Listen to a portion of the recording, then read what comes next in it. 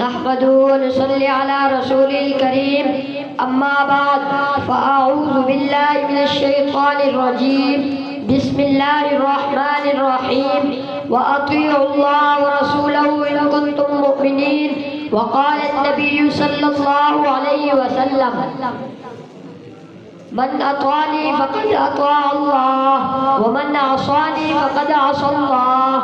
أو كما قال صلی اللہ علیہ وسلم۔ اے مسلمان اگر ہے تجھ کو محبت رسول کی،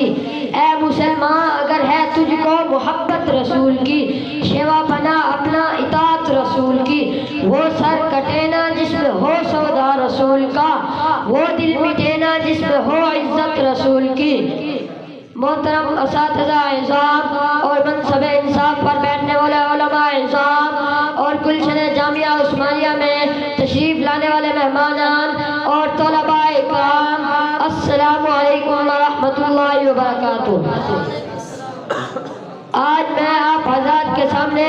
گلشن جامعہ عثمانیہ کی چوتھے تاریخ ساز بے مثال بابرکت تاریخی تقریری مقابلہ میں جس موضوع پر گفتگو کرنا چاہتا ہوں وہ ہے اتباع رسول صلی اللہ علیہ وسلم۔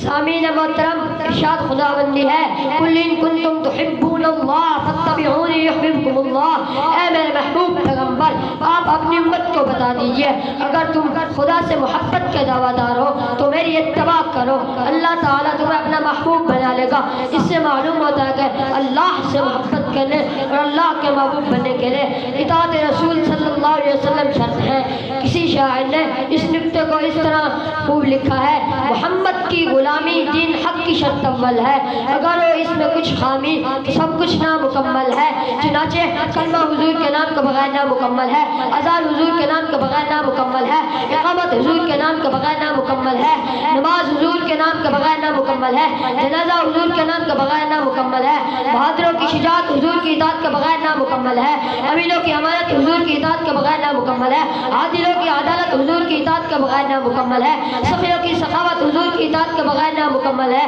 بلکہ میں تو ایک قدم آگے بڑھ کے کہنا چاہتا ہوں، میرا اور آپ کا ایمان حضور صلی اللہ علیہ وسلم کی اطاعت کے بغیر نامکمل ہے۔